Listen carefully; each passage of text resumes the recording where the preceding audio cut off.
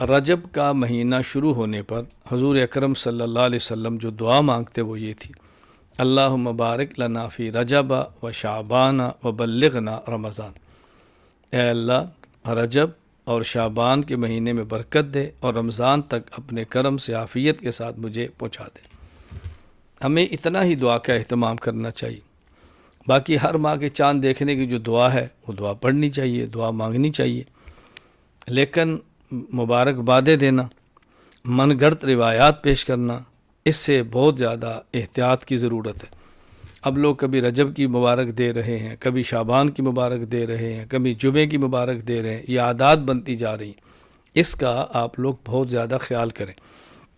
پھر ہمیں اس کا بہت زیادہ خیال کرنا ہے کہ مسنون اعمال پہ آنا ہے اور غیر مسنون اعمال سے ہم نے بچنے کی کوشش کرنی ہے۔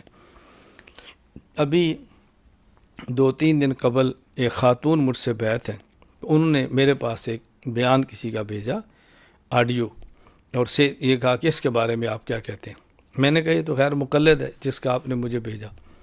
کہا جی کسی نے مجھے بھیجا ہے۔ تو میں نے کہا ان سے کو جن کو سنتے ہیں شبہ تو ان سے جواب بھی طلب کیا کریں۔